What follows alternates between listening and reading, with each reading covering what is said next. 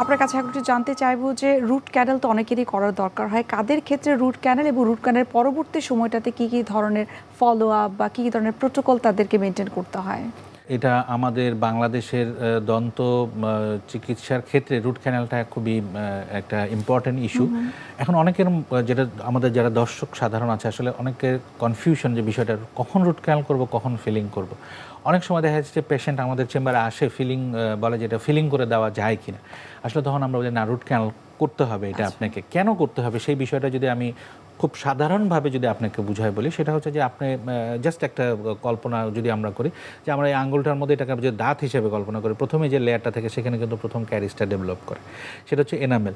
সেটাতেও যদি আমি ট্রিটমেন্ট করে ফেলি সেক্ষেত্রেও কিন্তু আপনার রুট ক্যানালে যাচ্ছে না, তার পরবর্তীতে কিন্তু ডেন্টিনে চলে যাচ্ছে, তখনও কিন্তু শিশুর করে তখনও কিন্তু আমরা সাধারণত গুরুত্ব দেই না।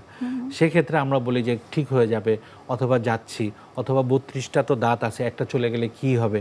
আমরা কিন্তু ওয়েট করি পেইন হওয়া পর্যন্ত, তারপরে কিন্তু আপনি আমার কাছে আসছেন, তখনই কিন্তু আমি আপনাকে বলি যখন পেইন অবস্থায় আমার কাছে আসবেন তখন কিন্তু আপনাকে সেটা রুট ক্যানালে যেতে হবে। কিন্তু আপনি সেটা যদি রেগুলার ফলোআপের মধ্যে যদি থাকেন, দেখা যাচ্ছে আমি তখন আপনাকে বলতে পারবো যে আপনার এখানে প্রবলেম আছে, ইউ ক্যান ফিল ইট, আপনি এটা ফিলিং করে ফেলতে পারেন, তখন কিন্তু অল্প পয়সা এবং অল্প চিকিৎসা ব্যবস্থার মাধ্যমে সমাধান হয়।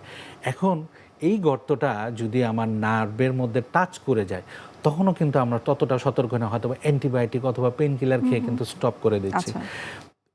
তার পরবর্তীতে দেখা যাচ্ছে তীব্র ব্যথা হয়, তখন আমাদের কাছে আসে।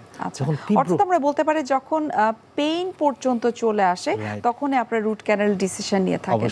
আমরা অনুষ্ঠানের একেবারে শেষ পর্যায়ে, আপনাকে অসংখ্য ধন্যবাদ এত গুরুত্বপূর্ণ কিছু তথ্য আমাদেরকে দেওয়ার জন্য। শুভকামনা রইল এনটিভির পক্ষ থেকে। আপনাকে অনেক ধন্যবাদ। সুপ্রিয় দর্শক, এতক্ষণ আপনারা দেখছিলেন এনটিভি নিয়মিত স্বাস্থ্য বিষয়ক আয়োজন স্বাস্থ্য প্রতিদিন। এ পর্যায়ে আমরা দেখে নিচ্ছি আমাদের আগামী পর্বে কি থাকছে। আসলে হৃদরোগের যে ইনসিডেন্সটা এখন আমাদের মধ্যে বেড়ে যাচ্ছে, এটা শুধু বাংলাদেশ না, গ্লোবাল একটা ইস্যু এবং ইটস এ গ্লোবাল কনসার্ন। এটার মূল কারণ হচ্ছে আমাদের জীবনযাত্রার যে পরিবর্তন, আমাদের লাইফস্টাইল, আমাদের ফুড হ্যাবিট এবং আমাদের লাইফে স্ট্রেসের পরিমাণ অত্যাধিক পরিমাণে বেড়ে গেছে। এবং রিসেন্টলি দেখা যাচ্ছে কিছু জেনেটিক ডিজিজ বা জেনেটিক ফ্যাক্টর, যেটার জন্যও কিন্তু আমরা দেখছি যে হৃদরোগের ইনসিডেন্সটা বেড়ে যাচ্ছে। বিশ্বের যে কোনো প্রান্ত থেকে যে কোনো সময় এনটিভির জনপ্রিয় অনুষ্ঠান স্বাস্থ্য প্রতিদিন দেখতে আপনারা ভিজিট করতে পারেন আমাদের পূর্ণাঙ্গ পোর্টাল www.ntvbd.com এ। এছাড়াও এনটিভির বিভিন্ন ধরনের জনপ্রিয় অনুষ্ঠান এবং নিউজ আপডেট পেতে আপনারা ভিজিট করতে পারেন আমাদের ইউটিউব চ্যানেল এবং ভেরিফাইড ফেসবুক পেজে।